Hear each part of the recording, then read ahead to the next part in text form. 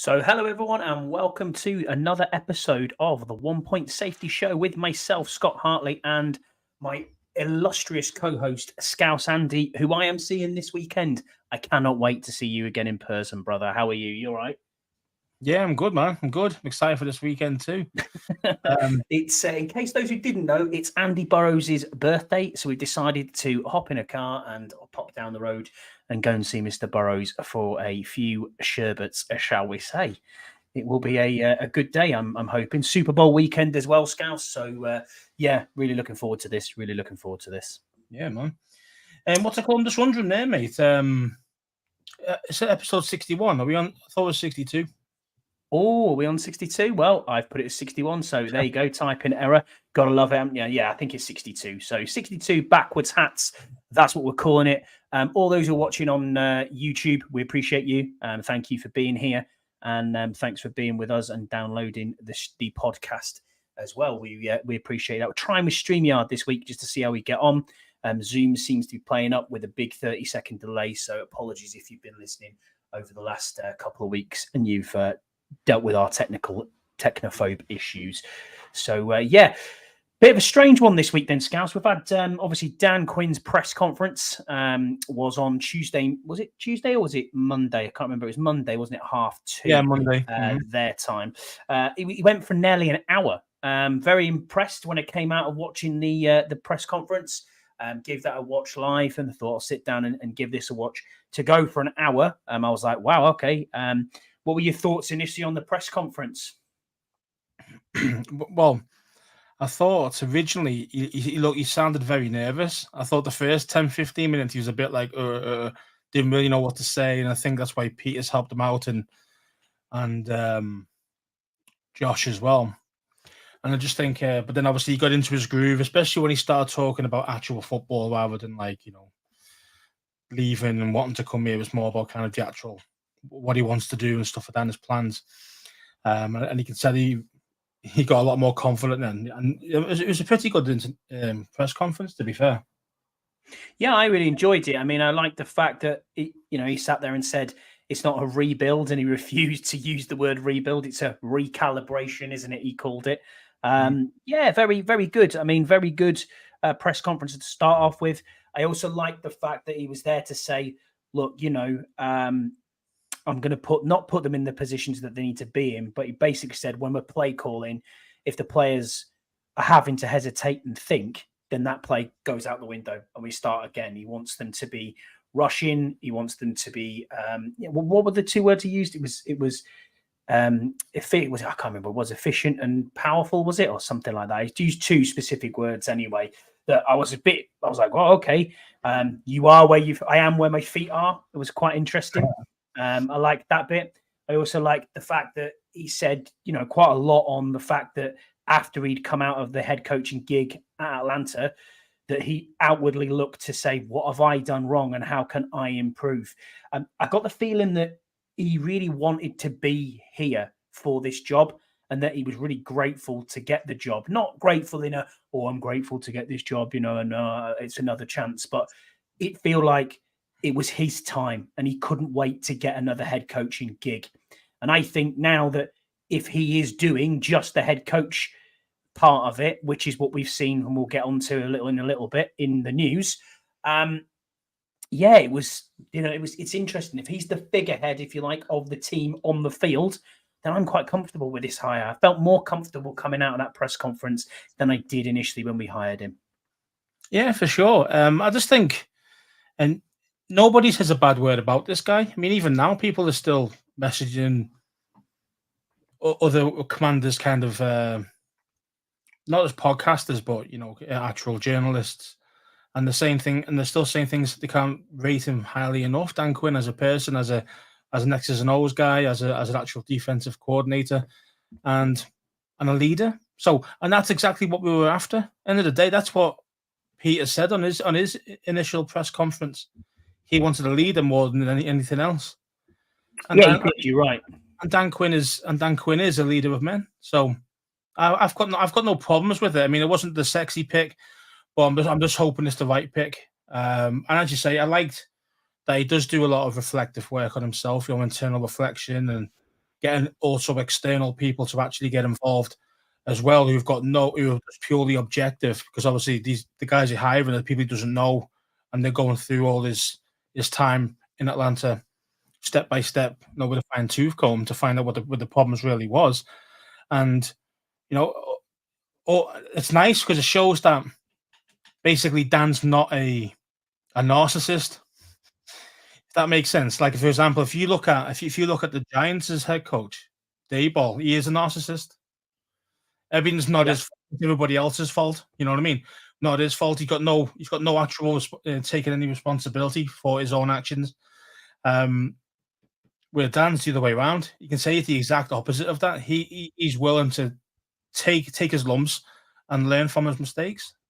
And I'm just hoping he can put all that together and make us an actual winning team again. So I hope so too. I mean, it's going to be a slow rebuild, as we talked about before. But what I'm really impressed with at the moment was the fact that, they look like they're in lockstep, both him and Peters. Peters will be the one who's making the decisions, obviously, around the player personnel, around what a general manager is supposed to do. You know what I mean? And looking at salary cap with Eugene Shen, and looking at who we can bring in and we can't go in. Obviously, Dan Quinn's going to have a say in that. I completely, get that. But they're working together to try and do this rebuild and get it fixed up. Recalibration, should I say, in Dan's word. But yeah, it's a very interesting one. And then obviously following that, we got the news pretty much on the Monday, rumours around it all weekend that the new offensive coordinator is Cliff Kingsbury. I mean, former Arizona coach again. He was with Falcons was Quinn. Arizona was the Cardinals with Cliff Kingsbury. Obviously looked after Kyler Murray. Very pertinent in Patrick Mahomes's coming to the league. Coached him in college, and also last year coached Caleb Williams at USC. So interestingly enough, everyone's put 2 and 2 together and made 11, and they said, "Oh, that's it, we're going for Caleb." Funny, obviously, I think from what I'm led to believe, the Raiders offered him a 2-year deal. He wanted a 3-year deal. I haven't heard it was purely down to money, but we've gone out and looks like we snagged ourselves an offensive coordinator under the noses of the Raiders, which is, I think this is a pretty good hire. Air raid style offense out there. But he's been known to change that up himself and utilize the run game as well. It's not just a strict air raid offense. That's interesting because a lot of these quarterbacks who are coming out into the league, Jaden Daniels has been in an air raid offense. Drake May, obviously, in an air raid offense at Carolina. And Sam Howell can play in a air raid offense as well because he's done that in college. So I think the play calling and the style will be interesting to see. Obviously, how he utilises tight ends. We'll wait and see what happens, mate. I'm not sure. What are your thoughts on OC Cliff Kingsbury?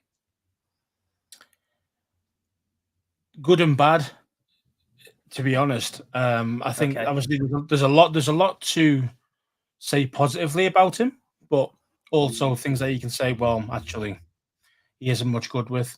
Like, for example, he doesn't like running the ball too much. Now we've got one excellent back, and and even Williams is okay as a backup. And I'm concerned to see what they're going to do with him.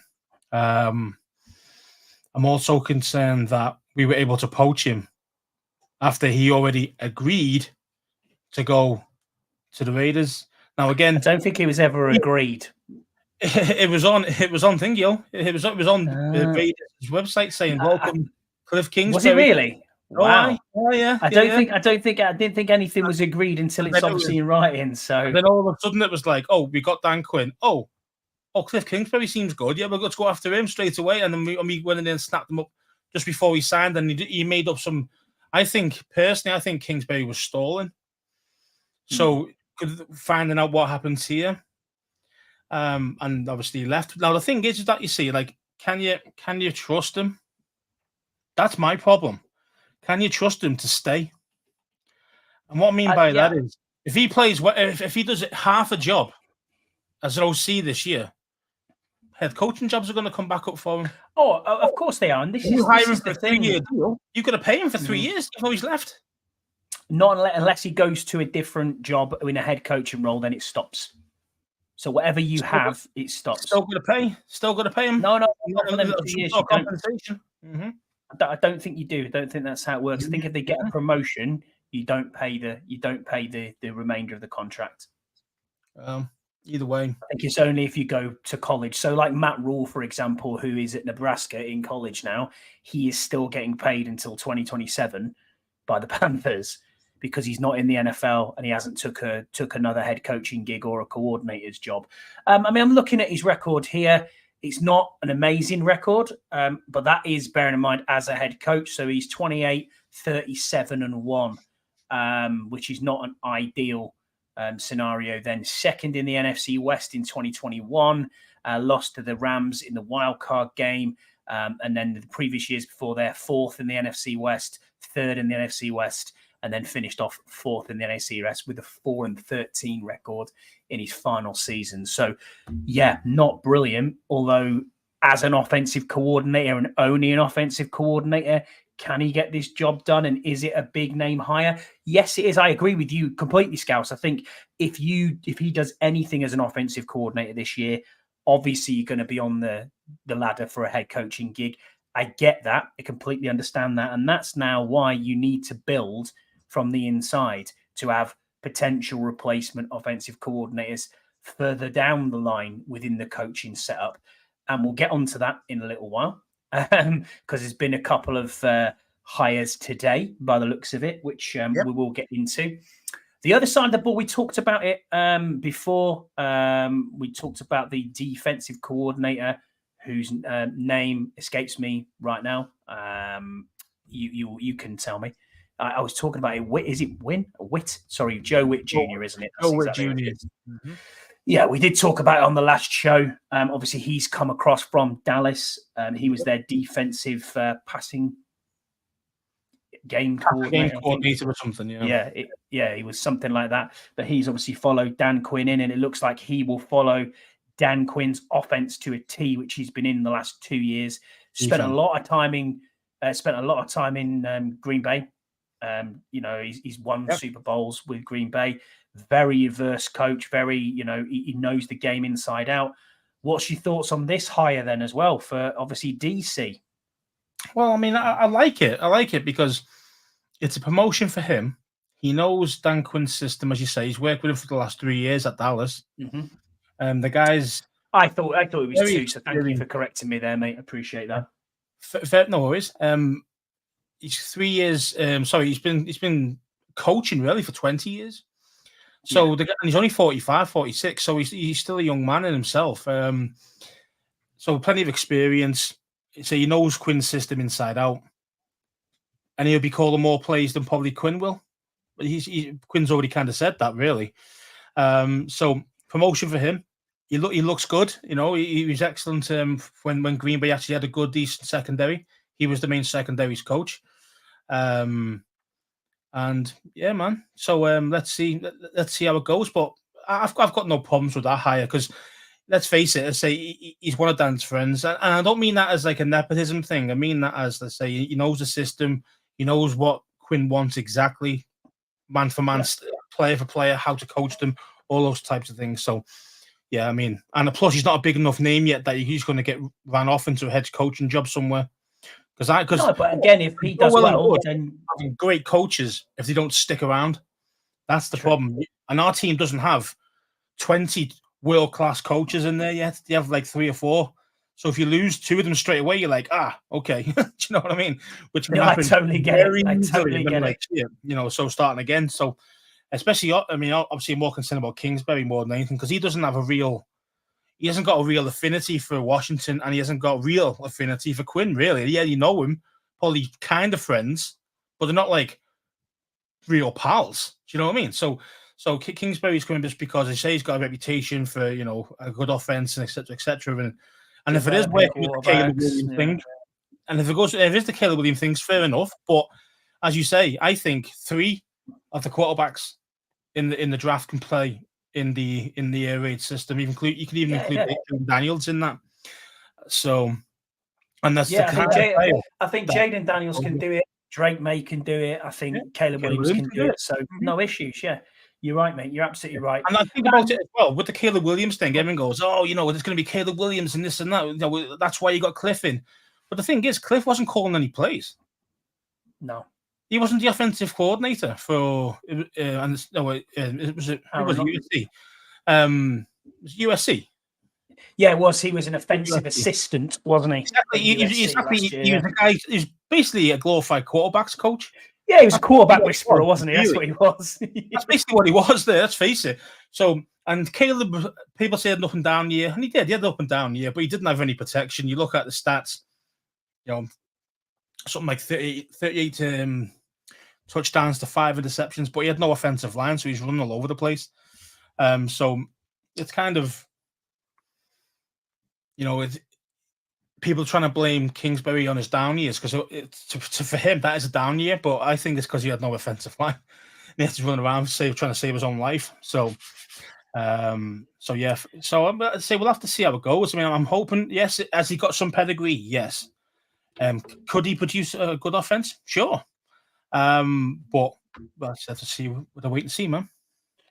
Yeah, it's going to be an interesting time. I mean, you've got two figureheads there at the top of the game in Kingsbury, in Witt, in Dan Quinn, and now we're seemingly filling our roster out at the moment. I mean, I'm looking back at what I've got bookmarked on Twitter here, just to make sure I can get everything in at the moment. And there's a report out a few days ago that the Cowboys had blocked us from interviewing DB coach Al Harris and tight ends coach Lunda Wells as well. So I get it. I get that's what's going to happen, that you're going to get blocked if they're not going to for a promotion, which I don't think when it's a promotion, I think you can't block them. When it's like a sideways move from tight ends to offensive line, you can block that move. So Jerry's obviously said, hey, you're not taking all of our staff away from us, and then go from there. But I mean, what's really interesting is we are seemingly stealing from our rivals,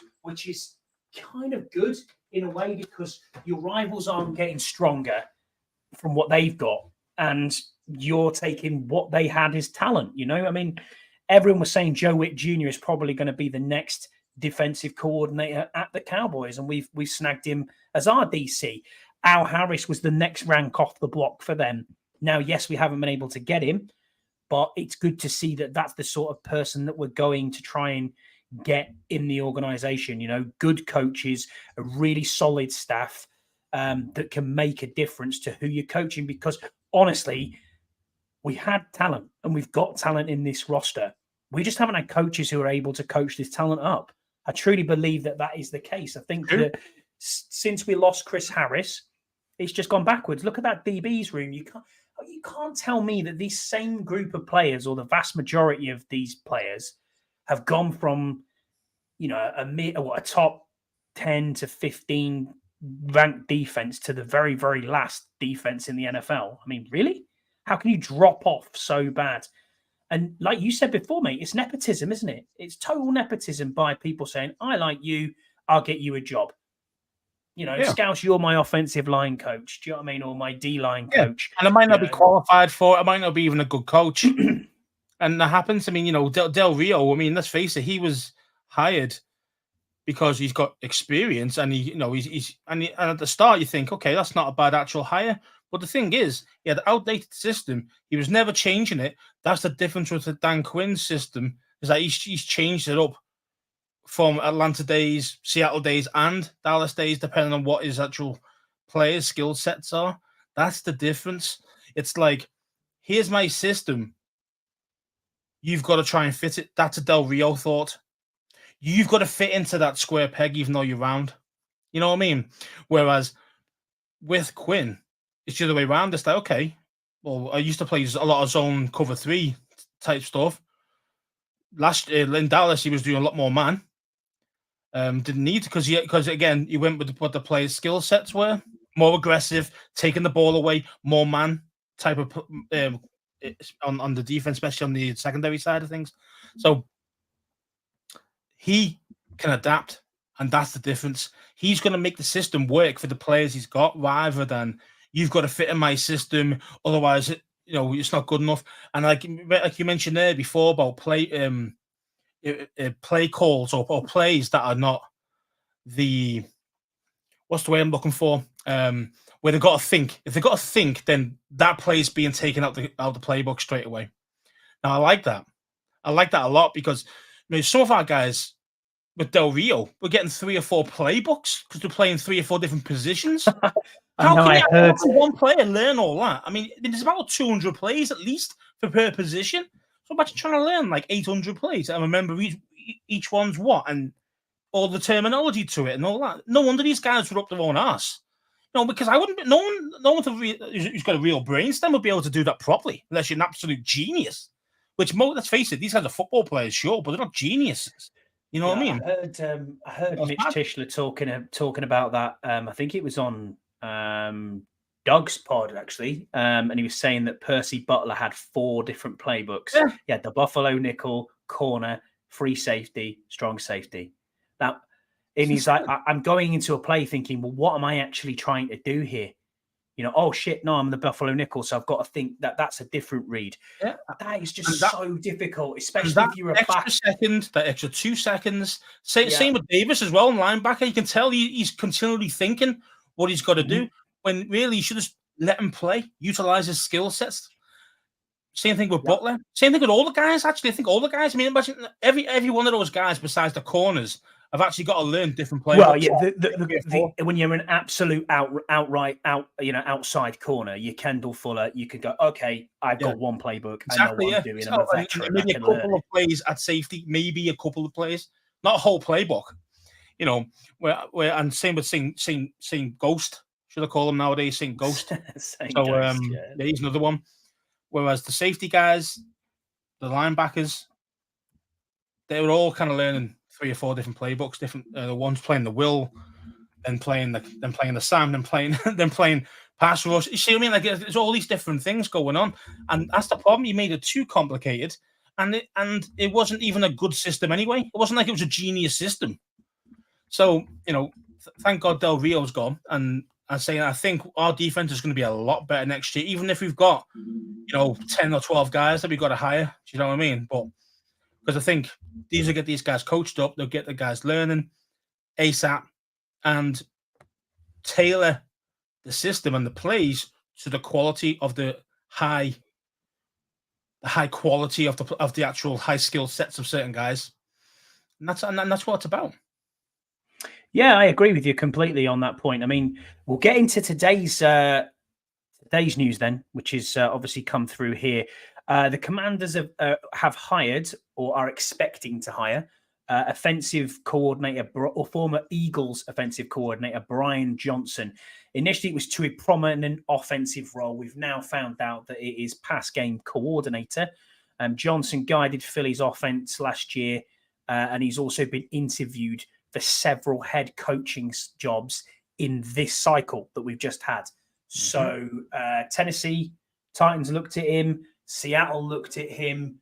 Who else looked at him? New England didn't look at him. Who else? Because that was the one that was done straight away. Raiders, I think it was the other one who looked at him. So yeah, I mean, what are your thoughts on Brian Johnson? We were just talking about it before there, Scal, saying it's kind of next man up on the block, isn't it? If Cliff goes, is that your next OC? Is that what we're kind of looking at?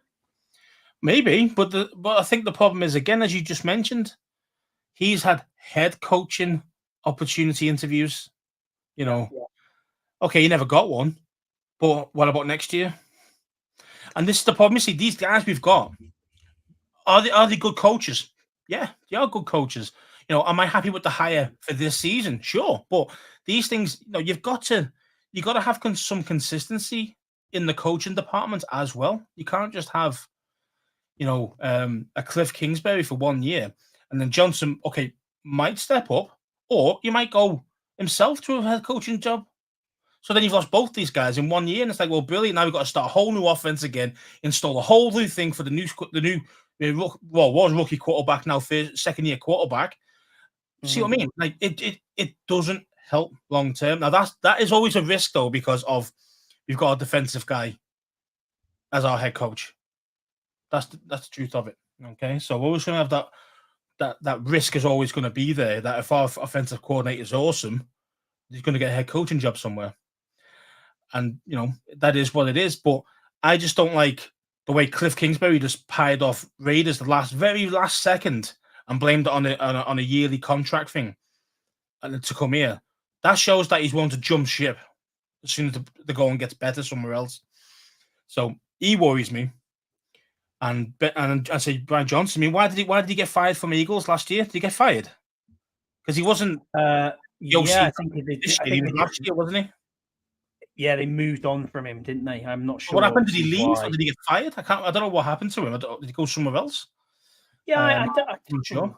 I'm unsure about him. I'm not sure. But again, is he a good coach? Yeah, sure. I mean, even Jalen Hurts was devastated when he left. Jalen Hurts. I mean, under him. Well, we're looking at this now. I mean, I'm looking at him as a coach. He coached at Utah from 2010 to 11 as a quarterbacks coach. Still stayed at Utah for the following year as the offensive coordinator and quarterbacks coach. Then he went to Mississippi State from 14 to 16 as quarterbacks coach. Houston, offensive coordinator and quarterbacks coach. Then he went to Florida and he was quarterbacks coach. Then he went to Florida again, but this time as OC and quarterbacks coach. First break in the NFL in 2021-22 as the quarterbacks coach. And then last year, 2023, he was the offensive coordinator. So he's just been. Oh, so he was just the season just gone. He's just been moved on, yeah. And that, in a way, I don't know if this is a Howie Roseman thing because they couldn't get rid of Sirianni. So it's like, okay, we'll get rid of you, but we won't get rid of you, but we'll move your coordinators on. Because both coordinators have gone from Philly, haven't they? I mean, Sirianni looks like Fangio. You've got Fangio in there now, and I don't know who the offensive coordinator is. Fangio, isn't it? It's the dodgy Dallas guy. Yes, it is the dodgy Dallas guy. You're right. It is his name. Kellen Moore. Kellen Moore. Yeah. So yeah. I mean, again, he doesn't move the needle. I'm not scared of Kellen Moore at all. No. I mean, I'm scared a bit of Vic Fangio. His defense could be great defense. More than the offensive guy. But again, you see, he only had 1 year as offensive coordinator. Now again, Sirianni. He's not going to be getting a head coaching gig straight away, is he? But he made Jalen Hurts. He did, but he made Jalen Hurts cook. For not this season, I get that, but last season, he was there. He's quarterbacks coach there at the time. So yeah, I say he's a good coach. I think it's a good hire. I think it's a good hire again. Again, yeah, I say these guys have got experience and also another in-division guy that we've just taken. So we know all about the Eagles, get more information about their offense and about their. I mean, Nick Sirianni to me just looks like a guy who would just shit on you. You know what I mean? To try and keep his own job. He just would, you know what I mean? You can just tell the guy. You can tell he's a scumbag. You can well tell. So the other hire that came through 56 minutes ago is Nicky Javala has put on the on X that the Commanders are hiring Jason Simmons as DB's coach and defensive pass game coordinator. So looking at Jason Simmons, he has had an extensive career both as a player and as a coach. So as a player, he played for the Steelers from 1998 to 2001. And then he played for the Texans from 2002 to 2007. He was a fifth-round pick. He was picked as pick 137 in the 1998 draft. Looking at his record as a coach, started off in Green Bay from 2011 to 2015. He was a defensive assistant and secondaries coach. Then 16-17, assistant special teams coach. Then in Green Bay again, was just the full secondary coach. Then he went into defensive backs coach in 19. Then he moved to Carolina in 2020 stroke to 2021, where he was the defensive passing game coordinator and secondary coach. And then 2022, it says to present at the moment, obviously on Wiki, he's got exactly he's got the defensive pass game coordinator and defensive backs coach title at the Las Vegas Raiders. And we've just picked him up as well with exactly the same title. So he is literally, he's called defensive passing game coordinator and DB's coach. Yeah, I mean, so extensive knowledge again there.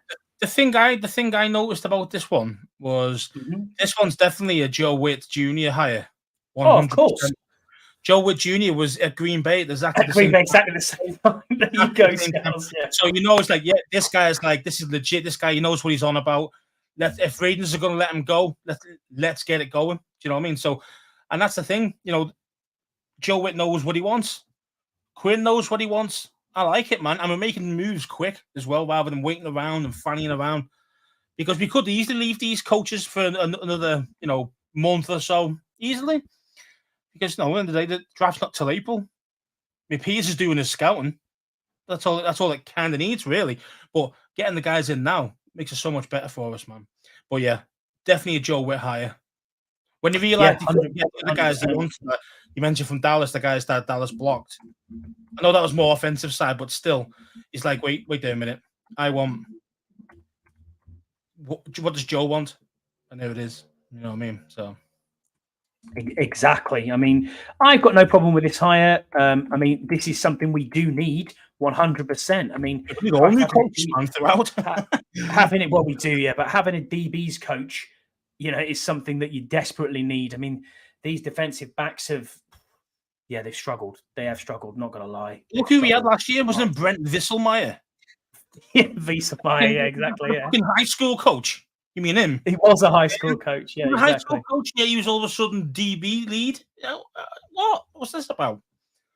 So again, it's just a joke. It's a joke of who we were hiring. I understand if they know you, or the nepotism side is in like, but as long as they're good at the goddamn job, those guys aren't. Those guys were a joke. But if you've played as a safety in the league, then exactly you should be okay. You know what I mean? You should be okay as a coach. Yeah, like a 10-year career.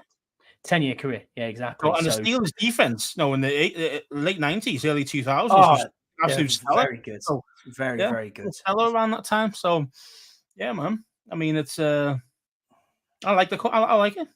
To be fair, I think anybody who comes in at this moment, as long as it's not like you look at his background and go, he is shit. Besides Chip Kelly. I am happy. Yeah, Chip Kelly. I didn't want that hire. I wasn't too keen on that one either myself. No, I mean, it's just hurry up. This is just the stupid hurry up offense that he's got. Now they go, oh well, he's changed a lot in college. When you watch him, he hasn't really. I mean, he's added a few more running plays. That's it. I mean, it's not like, oh my god, he's completely changed the whole style. He really hasn't. So I'm glad we didn't get him. Yeah, I agree. Well, I tell you what, then, Scouts, we've got nothing to sizzle about. I don't think, unless you want to have a sizzle. I don't know. Have you got anything you want to sizzle about? Not really.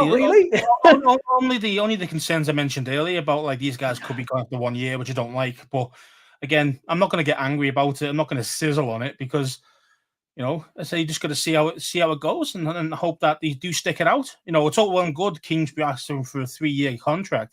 Well, I expect him to stay for 3 years then, at the very least. I expect him to honor his contract. He won't do it, though. Doesn't work like that, though, does it? So it doesn't work like that. So that's the point I'm trying to make about the Raiders one then. If Raiders was 2 years, and yet Kingsbury wanted 3, but it doesn't matter because you probably go after 1 or 2 years anyway. Then what's the actual? See what I mean? There's no difference in the contracts because the length is 3 years. Sure, if he stays 3 years, fine. If he goes after 1 or 2, well, that's the same as what he was going to get at Raiders. Yeah, I agree. I mean, looking at this, Yam, this is why it's a bit dodgy, like, but Yam Sensei, Yam has put in Yam from Japan's put in the chat. I'm pretty sure Johnson is who developed Jalen and came up with the tush push. He did indeed, mate. He did indeed. I thought it was the rugby guy on the left hand. It may well have come from Mailata's playbook, but obviously you've got to implement it, haven't you? Do you know what I mean? I understand that, but I mean to get from your rivals, that's now 2 coaches that we've got from rivals. One as an offensive piece, and one as obviously the defensive coordinator. Who are you going to nab from the Giants next? That's the next question. But no, I mean, I was thinking Wink Martindale. Well, he's gone, hasn't he? But where do you put Wink on this staff now? I don't know. It would be unbelievable.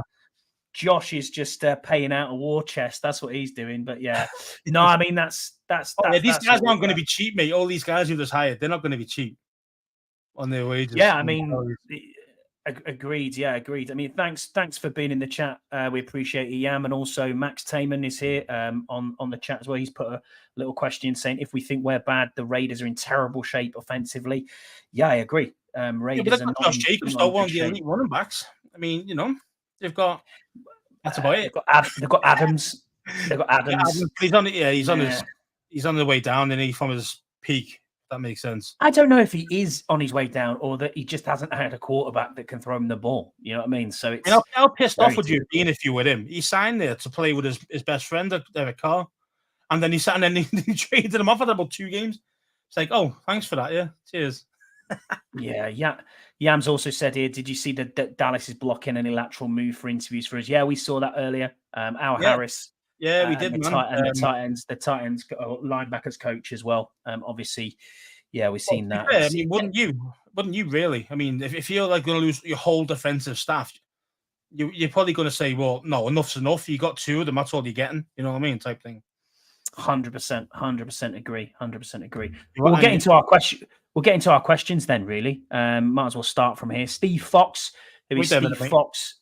Oh, sorry, mate. Yeah, go ahead. Yeah. No. So if Quinn wanted to nab anyone else from Dallas, it has to basically be for promotion. Yes. Yeah, absolutely. That's right. Yeah, absolutely. Totally right, mate. Yeah, it's only promotions only now, so unlucky. Yeah, all right, Jesse. Yeah, this one's for you. Yeah, exactly. The Gleat machine. Yeah, for those who didn't know, today's been a bit of a disaster for me at work. So it's I've been stood in a field for 3.5 hours while it was sleeting and snowing and raining in a high vis vest, watching some electricians go up a pylon. It was very exciting. But thank you, Southwest Cumbria. You are welcome. You now have power. So cheers for that. What an absolute disaster, but we'll get into that a little bit later. But I mean, we'll get into our questions then that we've received on X or Twitter, whatever it is that we've got. Steve Fox, Steve Foe 406-12415. He's put in, who do you think is a good fit to be the new quarterbacks coach? Now, I don't know if this is something that Johnson... Has he been fired yet? I don't think Trevita Pritchard has been fired. Don't know. Oh, we didn't mention that either. We didn't mention that Eric Bieniemy has officially pretty much moved on. It was mentioned in the press conference with Quinn. It was nice. It was not we're getting rid of him, but in the nicest way possible. It was we'll see him down the road. I was like, okay. But don't forget, look what EB did recently. Went up to the AFC Championship game, back to Kansas and started coaching him and shit. What's that about? He's meant to be under our contract. Under our contract. I'm glad you brought this up because that was a point that I did mention on our group chat that we needed to talk about. I mean, why is he going around at the AFC Championship game, giving a bit of a pep talk to players and saying, and this and that? I was there. What are you allowed to do that when you're employed? No, you're not. That's the whole point. You're not allowed to do that. It's like me. Yeah, I'll just ring up Andy Reid and say, mate, do you fancy coming around here? Teach us a couple of plays and give us a pep talk. No, because it's in season and I'm actually contracted by another team. So they should get docked a draft pick, in my book. Okay, might not give it to us, but at least we dock something, because that's breaking rules, man. That's like, how is that? Because he's still under contract at that point. It's only now he's lost his job. When Quinn came in, that's when he lost. Before that, he was still on the contract. Yeah, I do find that a little bit strange. I'll take that compensation pick. Thanks very much. I mean, I'll take it. But in general, I think they might just I just think they should just get docked like a 5th rounder or something for that. I really do. I agree. I understand that completely. Rod is in the chat and we have a question from Rod here. So he has said, my question has 2 elements. Should he give up the draft capital for Caleb Williams, even though Jaden Daniels is there? Or B, what would be an acceptable trade look like for the Commanders, given all the needs that we have? We're here now. We're months out from the draft. Let's talk about the draft a little bit then, Scouse. Let's go through it. What is your thoughts on what you do at number 2? And answering Rod's question, would you give it up for Caleb Williams? For me, I think you got to play hardball. I think you've got to make Chicago feel the pain of owning this number one pick, rather than letting them think they've got they've got the whole draft in their hands. What we need to do is to turn it on them and turn the heat up. You know, deep down, we all know Caleb doesn't want to play for them. I know he's saying he does, and it's fine if he picks me and all this crap. No, this is going to be an Eli Manning type thing. I genuinely believe that. I think if they pick him, I think he'll ask for a trade straight away. I really do. And you better trade me now. And I think what we do, if that's the case, and we're 100% all in on Caleb, if that's who we really 100% want, what we do next, rather than try and trade straight away with our pick, take Marvin Harrison Jr. at 2, and then use that as leverage to try and get Caleb. So you're on the old Eli Manning job, yeah? Eli Manning job. Let's do it, man. We're the ones in the position of power because Caleb doesn't want to play for them, and deep down they know that. If Caleb was like, no, I really do want to play for Chicago, then yeah, they've got all the leverage. At this moment, I think we've got it if we stick to our guns and have the balls to do it. I really do. It takes a lot of balls to do it, like, don't get me wrong, but if we've got the balls, I think we can come out winners, big time winners. But that's if I think we 100% all in on Caleb. If we're not, if we're like, oh, and R, or we think, oh, well, Daniels is there at 2. Well, then there's no point in trying to kind of strong arm Chicago. You might as well just stick with Jaden Daniels because that's who's going to be there at 2. Mm-hmm. So in that case, then they'd stick around. But I definitely wouldn't go up. So answer Rod's question, there's no chance in hell I'm going up because even though it's only one draft spot, they want a lot. They'll want a lot from us. Oh, for that. Yeah, 100%. I mean, I've seen like next year's first, this year's second and third rounder, plus a player. That's what I've seen. Just to go one spot, nah, mate. No, way too much. Way too much that to go one spot. It's far too expensive to even go from 2 to 1. And we're not let's be in honest, a predicament where we just need a quarterback and that's it. You know what I mean? It isn't like that for us. We got plenty of holes. We need all the help we can get. So we don't want to be doing all that. Could a team like Atlanta do, yeah, we'll give you 2 first rounders and we'll give you a bit more for Caleb? Absolutely, they could trade up from 7 or 9 or wherever it is they're going. Could the Ray... Is it? I was no. Oh, I did well there, and I in between. And then you look at someone like the Raiders, 13th. Yeah, they could do that. Absolutely, they could do that because their crazy owner, Mark Davis, could, with his bowl cut, could quite easily go, "Hey, you know what? I'm going to trade the farm." They know they've got to trade the farm. Though, if they want to go to number 1, that's what they've got to do because they're going up 7 spots or 12 spots or whatever it is. That's huge. Yeah. That's a huge jump up the draft board. It isn't just one spot. So for me, it's not. I don't think the pick is that valuable to us compared to say a Vegas or a Giants or whoever in Atlanta, because they've got to jump up a lot more spots. So yeah, I agree with you, mate. I just think it's going to be too costly for what you've got. And the other thing we've got to remember here is this is a slow recalibration, as Dan would say in his press conference, and we have to think about what we've got to do. You've got to protect your quarterback.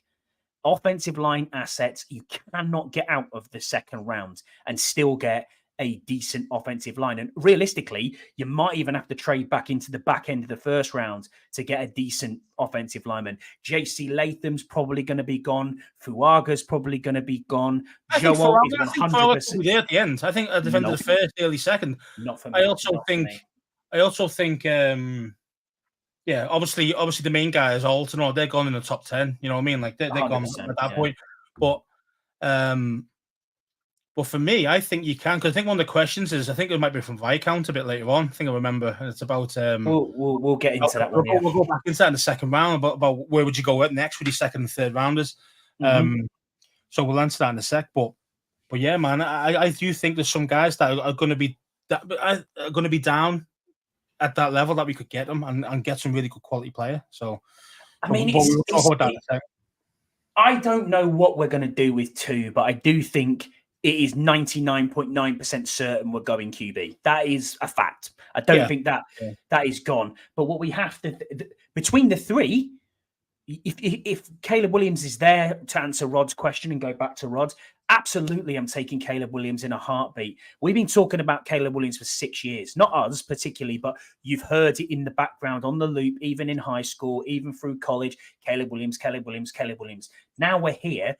As you said, Scouts, we know he's a Washington fan. You saw his From the area. IG when Snyder told the team. He was, celebrating, Snyder's gone, thank God. I can see that. Look at him with Cliff Kingsbury this week. My dog. You know what I mean? And there's Cliff Kingsbury in a Washington top on the sidelines. I mean, you can make loads of connections, I think, and we're going to be all in on Caleb. But don't forget, it's a Lions season as well. Do you know what I mean? So you just don't know. You don't really know. You've got no idea. I mean, Caleb, strong arm Chicago, and you'll get him at 2. You'll get him at 2. I'm not so high on Jaden Daniels as everybody else is. No, I've got to be honest with you. I think when you're looking at Daniels, I think that's because he's just a taller version of a Kyler Murray type of player. You know what I mean? Yeah. So, and I don't think he's as mobile or has the arm of Lamar Jackson. And the players who Kingsbury's actually helped coach are those type of quarterbacks. Mm-hmm. The nimble, or he can run. Decent arms, decent, deep balls, stuff like that. That's exactly the quarterbacks he's worked with his whole career. Yeah. You mentioned Mahomes earlier. You mentioned all these other dudes. They're all the same. Mahomes is a little different in that he's not a pure runner, but he still kills you with his feet. If the time arises, he still kills you with his feet. So that's the reason why Jaden Daniels is coming shooting right up the boards to us. That's why he's been coming up, because I don't think he's number 2. I don't think he's number 2 quarterback in this draft, or number 2. No, I think Drake May is. He's a perfect May. And Daniels are very similar in that respect, where they, as you mentioned before, they could all do the Kingsbury system. But Daniels is more explosive for his runs, but I don't like Daniels because of his processing. That's my problem. He reminds me of the RG3. He's just taller. That's the only difference. So I don't really want RG. I don't want an RG3. Do you know what I mean? Because 1 year and then he's done, because he doesn't know how to slide. He gets smoked. He takes so many hits in the college game. If he does that in the NFL, mate, you'll know about it. You'll know about it because he'll be concussed. That's what will happen to him, and it'll be very quickly for him. It'll be a wake up call for him. So, Rod's put in the chat here on YouTube. I've seen today that the fact that May fits the Chicago system scheme, or they may keep Fields and go for Harrison. I think you potentially there isn't smoke without fire, Rod. You're absolutely right. I think that they could keep Fields. If you listen to the fans, and remember, we say fans are stupid, and I am a fan, and Scouse is a fan, and we're all couch GMs. We know how this goes. But you listen to the fans on that final game of the season, they're screaming, Justin Fields' name. They want Fields. I actually wanted a sneaky peek to look at Fields. I really did, but you're gonna have to pay him, and that's the problem. You can win. You can win with Justin Fields. Oh yeah, 100%. You can win with them. You can win with them. But it's going to cost you $40 million. That's the problem. And that is the problem, and that's what we can't afford to do again, because we're not just a quarterback away. We're not just a vet quarterback away where you can just pop them in and we're going. Like, for example, the Texans, if you want to talk about the Texans, what they did was they popped in the quarterback and he got one extra really good wide receiver. The other guys are on defense that were just, Will Anderson and stuff like that. But their defense was virtually already set up. Their offensive line was virtually set up already. It was just ready to go. That's all we needed, was just a couple of dudes. And that's what they've got. They got a couple of dudes, and they got to the playoffs from being absolutely nowhere last year. So it can be done that way, like the Ron Rivera way. Because that's what he always said, wasn't it? Oh, we're building the team, we're building the line, and then we're going to drop the quarterback in. Well, we didn't build the line, did we? That's the reason why all our quarterbacks have been killed. So that's the difference between them. But yeah, man. I mean, I'm excited. I'm excited because, as I say, I genuinely believe you can get Caleb at 2. I really do, unless someone comes up like stupid, like Raiders or something like that. Offers like 3 firsts or something stupid like that. Vikings could do something. Yeah. You don't know. Yeah, unless someone thought out an absolute mega wad of picks and go to number 1, I think Caleb stays at 2. I really do think he comes to us at 2. So don't. What's the word I'm looking for? Don't flinch. Don't flinch first. Do you know what I mean? Just hold the line. Keep yourself right down the middle when people start asking Peters what they want to do and all that. Right down the middle. Chicago are trying to play it down the middle, but deep down, we all know Caleb doesn't want to be there. They want a superstar wide receiver. We know that as well. So yeah, they want Marvin Harrison. That is yeah, exactly and what they want. don't forget, Chicago aren't the worst team in the NFL. No, No, they've got number 1 pick because of the trade with Carolina. See what I mean? Smoked us. Yeah, Smoked yeah, us last yeah. year. Yeah, they completely embarrassed us on the Thursday Night Football. That's how bad we are, and Chicago are a lot better than us. And they've got Sweat now, and they've got these other dudes, and they're going places. So that's why they can afford to stick with Fields. I mean, it's funny here. I You know mean, what I mean? Yam's put in the chat again here saying, Jaden Daniels isn't even a top 10 on majority of big boards. If they want him, they better trade back. I'm not sure you do trade back out of 2. I'd like to hope so, but who's coming to 2? Who wants a QB that bad that they're going to come to 2? You might be able to get something. So what I don't want to do is run that. Before, I think the Atlantas, I even think the Giants. I think the Giants really want a quarterback, like one of these higher end ones. I really do. Yeah, they do. I think because everyone goes, "Oh, we got Dan Jones." The thing is, after this next season coming up, there's an out for them out of that big contract they give him. So, how good is that? If you can get like a guy, Giants go up to 2, for example, with us, get their Jane Daniels or Drake May or whoever, and then sit him for a season while Dan Jones takes the reins, and then the season after he's cut, and Jane Daniels or whoever is now going to be the starter. I mean, that's the perfect way of doing it if you can do it. Do you know what I mean? So, and Giants, they are pretty desperate because their fans are done with Daniel Jones, mate. They are done. Oh, I know they are. Rod's got another great point here. So let's be honest, with a better offensive line and a superior coach in Sam has still got great potential. You're absolutely right. I was all in on the Sam Howell train. I still am, and so is Scouse. We're both Sam Howell fans. Yeah, I like the talent he's got. I just think his confidence is ruined. And besides an injury to this new star quarterback, unfortunately, you won't see him again because he'll be a backup, and then he'll probably be let go at the end of his contract, and he'd be a backup somewhere else, and you probably never see him play again. So, and it's a shame, really, because I agree with Rod. Rod says Sam was hung out to dry. He really was. EB set him up because EB didn't want him as his quarterback. I genuinely believe this. I think EB wanted Brissett as his quarterback. Look how good we were on offense when Brissett was in compared to Sam. Now, you can't say Sam is a way worse a quarterback than Brissett. I think they're pretty similar. Difference is his height. I think the big difference. So, what was the difference? Well, the play call was obviously much better to suit Brissett, and that's why I blame EB. I blame EB for a lot of it. I mean, I'm not going to be wrong. Sam didn't help himself at times, sure, but it doesn't help when you haven't got your head, your main coach, the offensive coordinator being your best mate. He's not. He wasn't. I mean, you've seen it. You've seen the videos. Them two sitting next to each other, not even looking at each other. That relationship broke down probably halfway through the season. I really do. Yeah, I agree with you. I mean, I've seen it there, and they weren't talking to each other. Well, we'll move on. Another question we've got in was from Commander Viscount. It's John Bodengrace on X or Twitter, whichever you still want to call it. He says, guys, given we are almost certainly picking QB at 2, what positions would you prioritize with our second-round picks and third-round picks? Well, in my mind overall, I think that we should do most of our drafting on the offense and get most of our defense in free agency. That's what I think we should do. So, in that in mind, if you've got the quarterback around at number 2, second round, third round, I've got to be offensive line. It has to be. It has to be. It has to be 2 solid tackles and a guard. To be honest, we need at least 3 dudes. We really do. I think you can pick up a decent quality left guard in free agency. Glasgow's free from the Lions. He's a free agent. There's quite a few out there. No, they are. No. Honestly, they're not. They're not going to be near that. They're 4 to 5 million. I swear to you, honestly, they aren't. They are not high market value people. They've started a couple of years at Glasgow started a couple of years at the Lions, but he's Graham Glasgow, is it? Graham, is it? I think is his name. Yeah, I think that's his first name yet. He hasn't got a huge market value. There are 31 for tackles.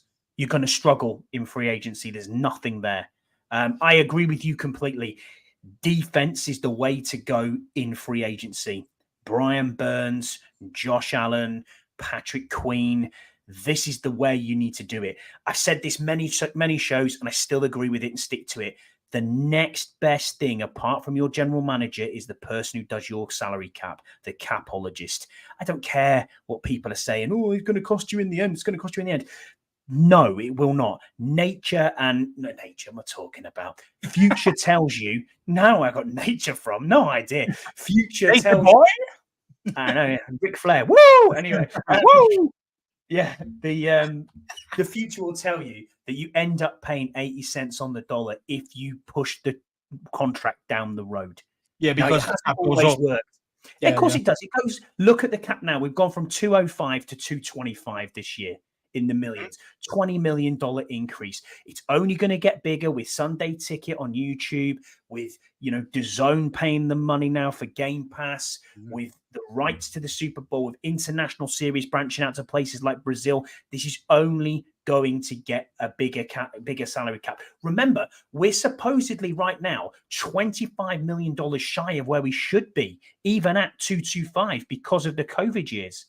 So if you actually take that into account, we should be at 250 right now for the salary cap. 252, 2.5, whatever it is. Yeah, that's right. 250 million.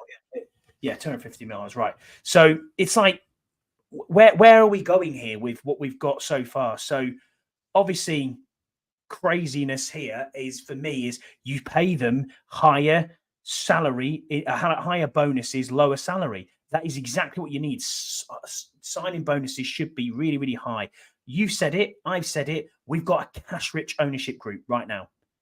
We have billionaires on billionaires, multi-millionaires who are behind this team. Magic Johnson's only a 1% owner of this team, but it's still worth another 900 million. I mean, come on now. What you're telling me that they can't come up with 20 million up front for, say, a Brian Burns? Yes, of course you can. You can finesse that cap to pay them less money in the initial salary and put void years out the back of it. There is a way of making this 90 million stick. Yeah, you can make it like an 8-year deal, but like 3 void years at the end. Bloody hell! If we look back at our football, Chelsea do it all the time with 7-year deals. Yeah. You know what I mean? It's just. Yeah, well, you're probably right. He did cross the billionaire threshold. Yeah. So, for example, then, I think what I've seen so far, the best guard available, who's not a tackle coming into guard in the draft, natural true guard, is Cooper Beebe. Have you heard of him? Cooper Beebe. I haven't, no.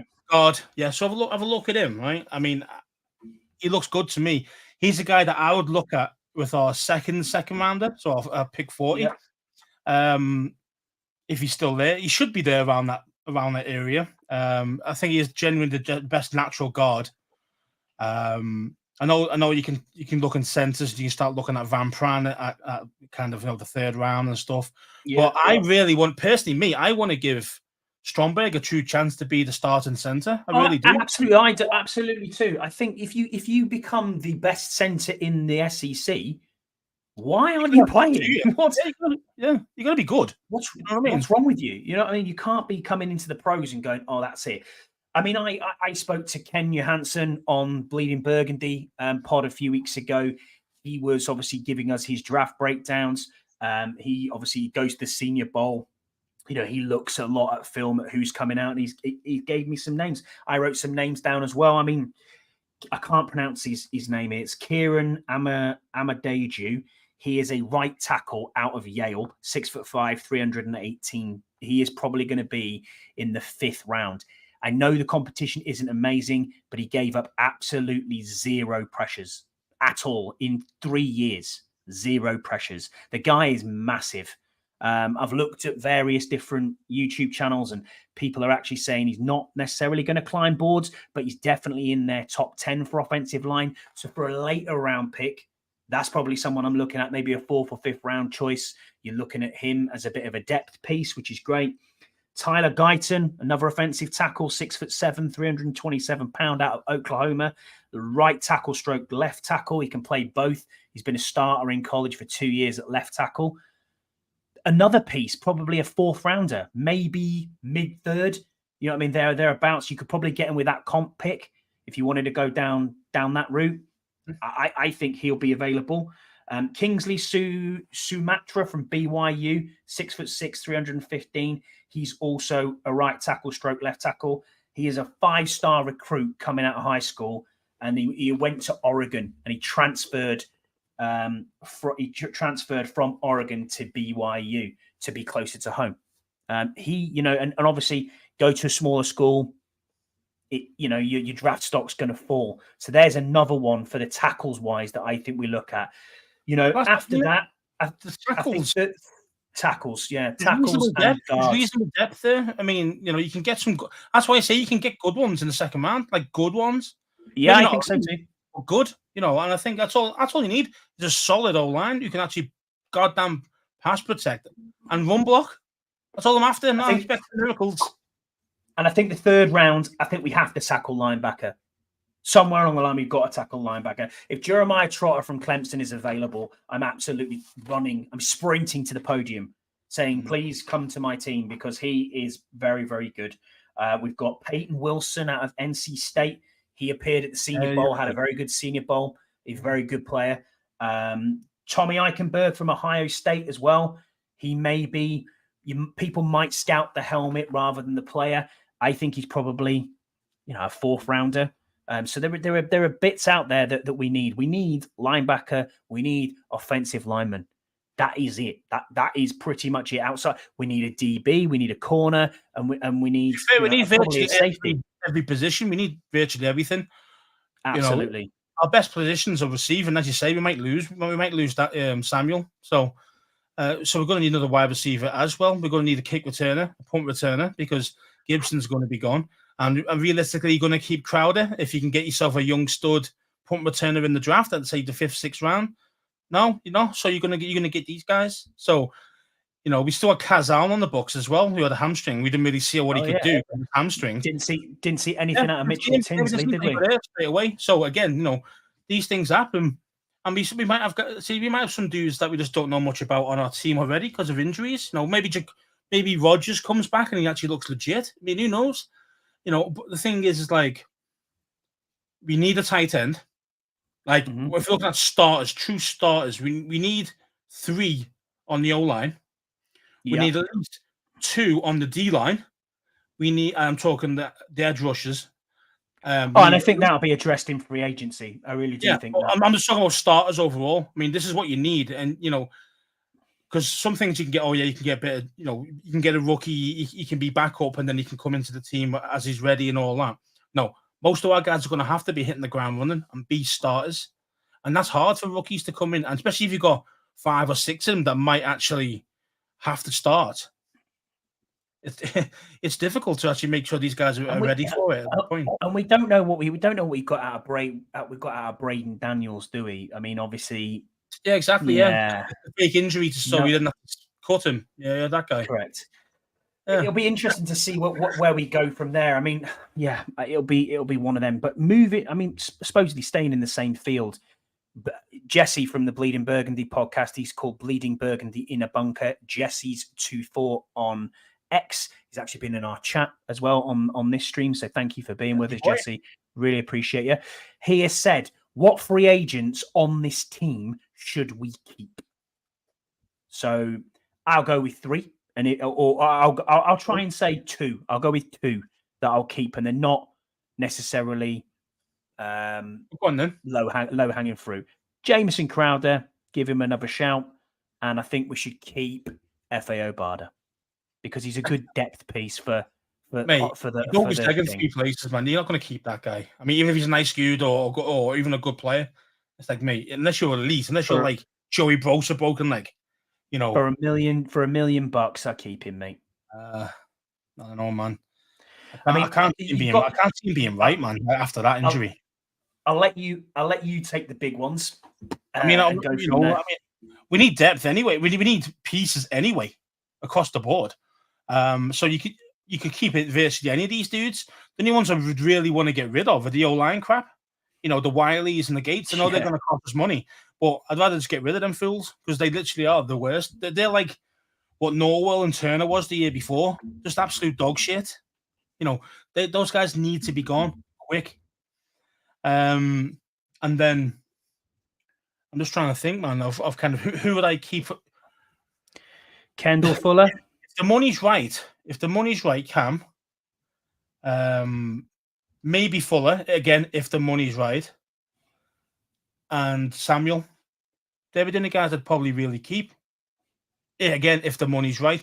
If these guys are asking for like 10+ mil per year, nah, it's all right. You can see you later. Cam, okay, I might pay 10 mil, but anything more than that now. Yeah, I mean, it's hard. But anyone, Smith Williams could come back. Even Cody Barton as a backup piece. These guys could be re-signed, and we're going to put up with that shit. But that's just how it is. And I mean, would I want them back? No, but it could be depth. You need players still. You know what I mean? Who's the Casey Tuhill? Yeah, again, another one that you would probably say, yeah, he's a solid backup. He's not a starter. You're still looking for the top draw defensive ends, the pass rushers. But Tuhill can do a job, so that's why I don't mind if you kept him at a cheap rate. I wouldn't mind keeping him, but not as a starter like he has been for the last half a season because our guys left. So, you know what I mean. So I'm that's to see how that one rolls, man. But yeah, it's hard. It's hard because anyone could stay. Yeah, I mean, Cam Curl's the big one, isn't it? I mean, do you want Cam Curl? I say I'd let him test out free agency and see what he's coming back with. If there's something around that 10 to 12 mil per, I'd seriously consider it. Anything more than that would be excessive. I think at the time we have to cut corners and let him go. But and Fuller, he's very smart, but he's just not very quick. That's why I think he should play safety. He should play free safety in my mind. Now, I know he did a little bit of that at Kansas before we got him back. But for me, it's like that's where he should play. He should play free safety because he's very cerebral. He can read the game. He just isn't fast enough to cope. But he's speedsters, which is fair enough. Most guys can't. So when they start losing their speed, corners tend to go into safety, don't they? You never noticed that? They do, yeah. They corners tend to go into safety positions, especially free safety, because he can cover, but just not lightning speed anymore. How is Kendall Fuller only 30? Like, is he even that old? I thought he was even younger than that still. He might be. You might be right. I mean, looking at this, Yams put in the chat again. He says, per Yahoo Sports, the Washington Commanders have requested an interview with New York Giants assistant Mike Adams for their vacant DB coaching position. I mean, I've got Mike Adams up here. He was a safety as a player at 49ers from 04 to 06, then at the Browns, then at the Broncos, then at the Colts, then at the Panthers, then at the Texans, retired in 2019. And as a coach, he's been with the Bears as assistant DBs coach and as the Giants last year as assistant special teams coach. He's a two-time Pro Bowler, 2014 and 15, and obviously had a great career within the NFL. 930 tackles, 6 sacks, 13 forced fumbles, 16 fumble recoveries, 30 interceptions, 83 pass deflections, and 2 defensive touchdowns. So, and that's the Giants guy we were talking about there. So if you're going to have a coach, you're going to have a coach off every single team in the NFC East. We need the inside info, and that's exactly what we're going to get from these guys. So it makes a lot of sense because even my brother was asking me that before we even started. I said, "Are we going to get a Giants guy then, just to complete the set?" And now it looks like we might be. Well, I mean, that's interesting, isn't it? Yeah. What's it called? Kendall Fuller right now is actually 28 years old. What? Yeah. Yeah. He's 29 next week. 29 next week. He's 29. Jesus, I thought you think he's old, but he's not, man. He's not that old. Yeah, I know. But he's just not quick, so he needs to play safety.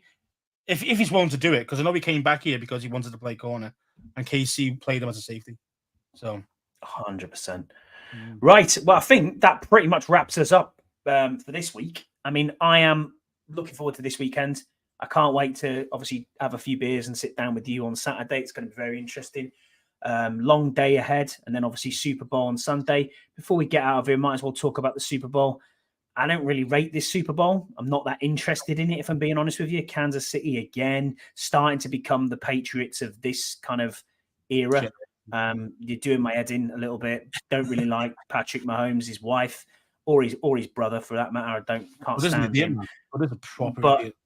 yeah, he is. But anyway, Patrick Mahomes against Brock Purdy, 49ers against the Kansas City Chiefs. I think the vast majority of America is supporting the 49ers by the looks of it. What are your thoughts on this? I think Kansas City win. They've been there many times. They know what they're doing. They know how to win. Doesn't matter if you put 30 on them; they'll put 33 up. Do you know what I mean? Like it's just how they are. You only put 10 up; they'll put 12 on. See what I mean? Like it's just they'll do just enough to win, and that's what they do all the time. And Mahomes has been challenged a lot this year because his team isn't, especially on offense, isn't that good.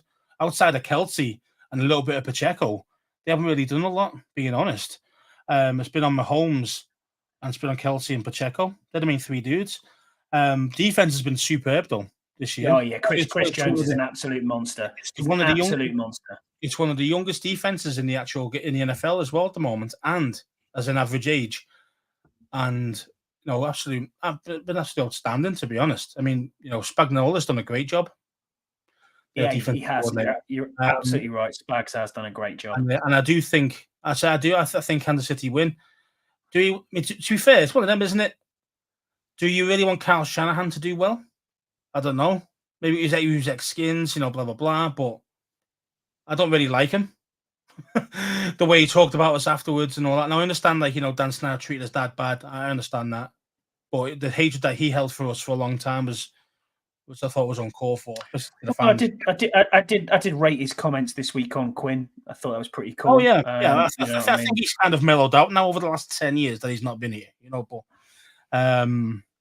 and of course, if you're winning in a football team like the 49ers, you're gonna mellow out, aren't you? Let's be honest. Do you know what I mean? Yeah, he's getting to championship games left, right, and center. So why wouldn't you be there? I hope the 49ers win. I hope Christian McCaffrey has a massive game because I really don't want to hear the MVP as Lamar Jackson again. Because let's be honest, he isn't the MVP. Christian McCaffrey is the MVP of this season, absolutely hands down. But because he's a running back, he won't win this award. It will go to Lamar Jackson, no question. No, it shouldn't be Lamar Jackson now, mate. He sucks. Well, I know that, but that's what they're saying. That is exactly where it's coming from. He wasn't that game. He was awful. I mean, he wasn't even anywhere near. No, MVPs are the ones that. What's the word I'm looking for? Enhance your team to win and drag them across the finish line, even when you're playing like shit. That's the true star power of a MVP. About the most valuable player. Yeah, that's what it stands for. You know what I mean? Not the most valuable fucking. I don't know what you want to call it. Quarterback. The most valuable quarterback. That's exactly what it is. MVQ should have its own separate award now. Because MVQ and an MVP for the rest. Because this is the thing you see. It's like, as you said, I think McCaffrey should be it as well. He's the true all-purpose back. Kills you in the run game, kills you in the pass game. He's got everything that you want. Look at the season that Justin Jefferson put up. Not this season or last season. I think it was last season. Look at the season he put up. Didn't win MVP. No, that's not happening. And you're like, hang on a minute. What? How's Mahomes won MVP again? What? Okay, right. Yeah, I get it. But it's biased, and you realize how good he is as well. Mahomes is. He is unreal. I mean, don't get me wrong, he is amazing. But I do think that, yes, I think you're right.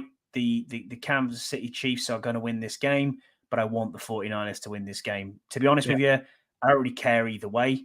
I would have much preferred the Lions to be there. Do you know what I mean? So I did as well. Until Ben Johnson did the shitty on us, like the way he did it. Well, that's true. Now, I mean, really like Dan Campbell, but from the offense side and the Ben Johnson side, he's gone down in my estimation as a man, as a person.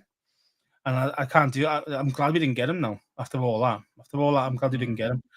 So good point from Voddy. Purdy will need to be able to handle that level of pressure playing in the Super Bowl. Exactly, it's his first time there. Exactly, quarterbacks are going to be nervous. He will be nervous. If KC can get up early on them, it's over. I genuinely believe that. If they can get to like 10-0, 14-0 early, I have to say the first quarter because Purdy's still struggling because he's nervous and not producing, then I can definitely see Kansas just walking away with it. It's done then, isn't it? It's done It's then. done then, yeah. And what's the last one from Yam? Don't get me started on MVP.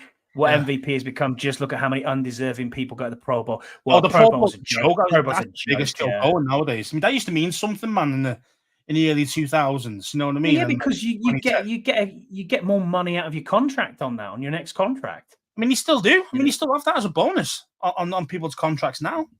But it's just a popularity contest, that now. Because how many times do you see?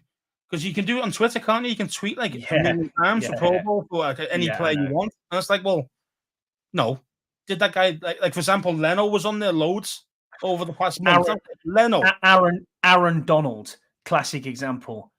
Awful season last year. Down the year Pro Bowl both years. Oh, what are you doing?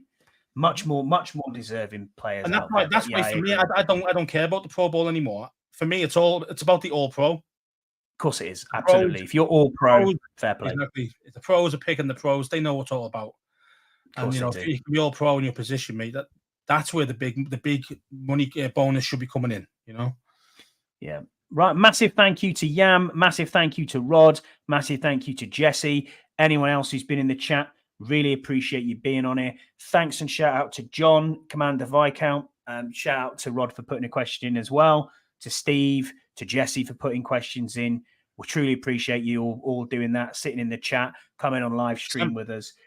Honestly, you're the lifeblood of this show, and we really, truly appreciate it. Otherwise, it'd just be two blokes chatting shit like we are going to do probably in the pub this weekend. I'm pretty certain we'll come out of arguments and black eyes while we're in the pub over Jaden Daniels or Drake May. That's where we're going. Scouse, thanks as always for being with me, mate, on Therapy Thursday. Love chopping it up with you. Don't change, my man. And I will see you on Saturday.